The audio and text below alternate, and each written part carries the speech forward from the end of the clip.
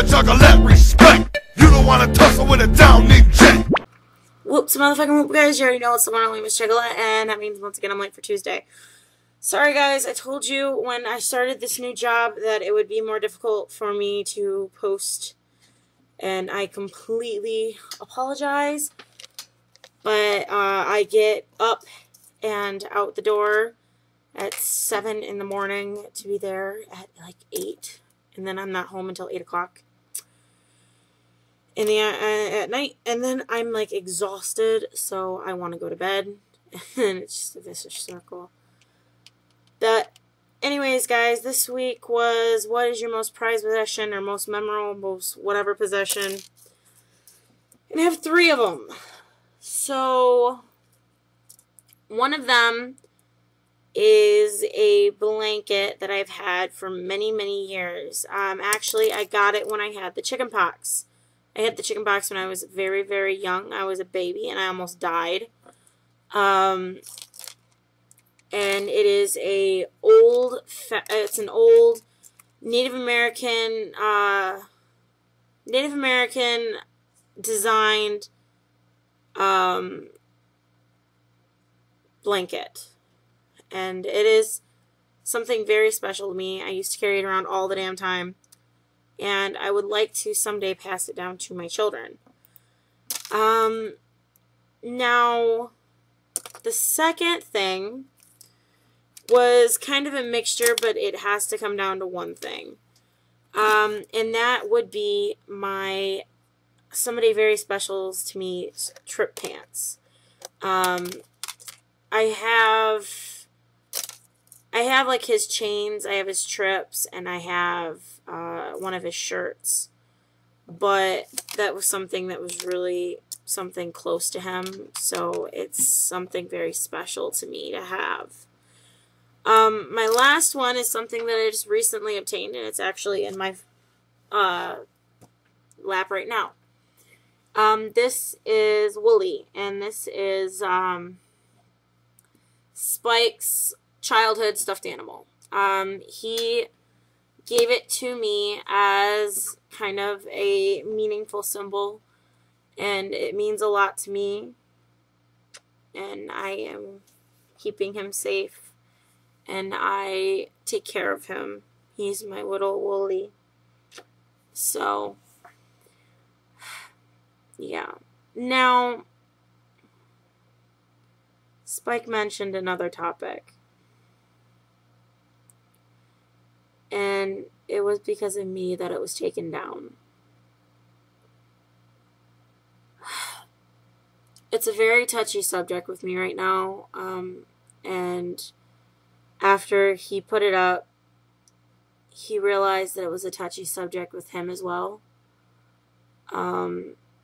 It was about birth control and pregnancy, and it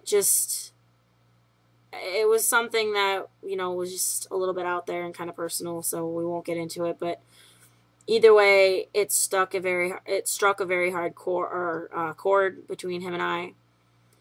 But on the note of the hospitals having to give the option of birth control, I agree 100%. I mean, think of all these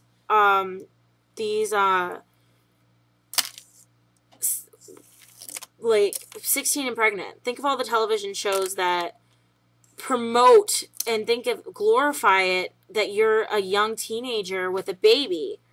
It doesn't make much sense to me. I mean, back when I was younger, and that wasn't very much long ago, if you were 16 and you were pregnant, you were having a whole bunch of fucking issues. Nowadays, if you get pregnant at 16, people are like, oh my god, call MTV. You know, it's glorified, and it's sickening. I mean, seriously, pretty soon they're gonna make it to where you have to be on birth control at a certain age, and we're gonna become fucking China.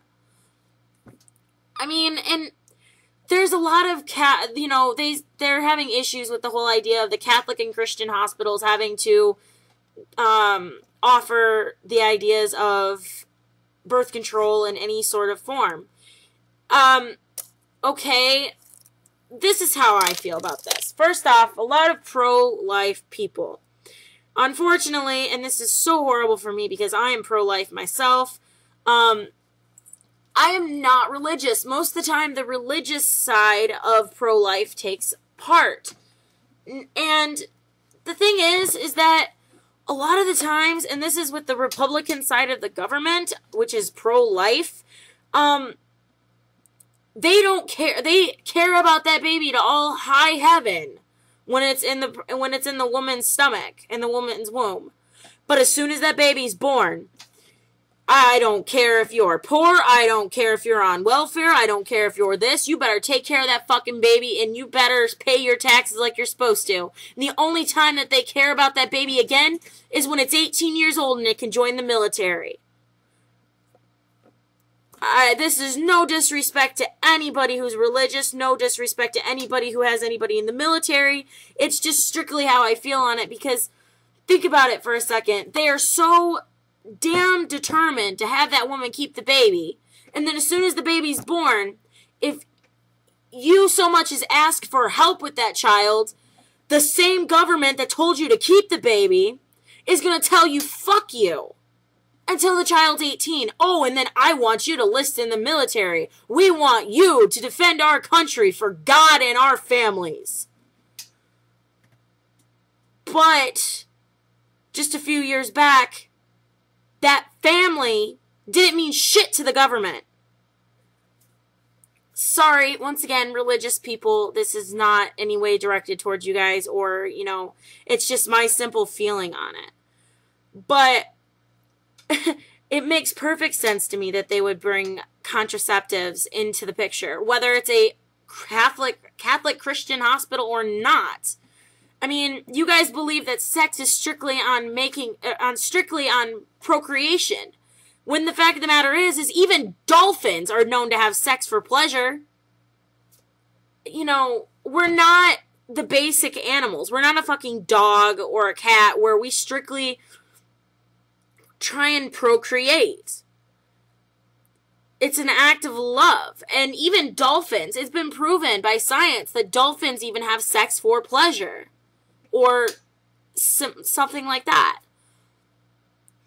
And I'm sorry, but any Catholic or Christian is fucking lying when they say that they're only having sex to procreate. But next thing we're going to say is that it's horrible that in Pennsylvania there's a college that offers a vending machine with Plan B. And it's not like it's out in the open where everybody can get a hold of it. You know, it's right next to the fucking vending machine with the Diet Cokes. It's in a private area. You have to have a student ID in order to get back there. Plus, not only that, it's a shorter distance because you don't have to go to a pharmacy, and, you know, sometimes the pharmacists harass you, and it's just a horrible ordeal. Not to mention, it is also 50% less to get it in the said vending machine than it is to get it at, like, a pharmacy, like I said. But a lot of people think that it's hypocritical for a person to be pro-life and be okay with Plan B. In all reality, it takes about 48 hours for a sperm to fertilize an egg, and the morning after pill needs to be taken 24 to 48 hours after the last time having sex. So it's killing the sperm, not a actual child. But anyways, it works out fine for someone who is, say, a teenage girl who goes to a party one night, gets drunk, and has unprotected sex with a random guy. She's afraid that she's pregnant. She goes there, uses her student ID, pays a little bit of money, and gets a Plan B. That way she's saving her whole entire college career because, let's say, she wants to be a doctor. That girl has to go through so much in order to become a doctor, but if she has to take care of a child, all of that's put on hold. So the contraceptive idea is amazing. And it's incredibly stupid for a Catholic or Christian hospital to say that they won't give out contraceptives when, you know, your little Catholic Sister Sally won't keep her fucking legs closed. Because we all know that there's some Catholics and Christians that ain't that holy. The only holy that they are is the holy that wants to be filled. So, I'm going to get going, guys. I want to go cuddle with Willie and go to sleep because I'm not feeling good. I feel like I'm about to be sick now. So, much motherfucking wicked clown love, guys. And don't forget, always keep it wicked. Later. Ain't nobody gonna stop my shine. Ain't nobody gonna stop my shine. You ain't stopping mine. You ain't stopping mine. Rap game, it's happening. I'm stepping in. I represent the hatchet man as best I can.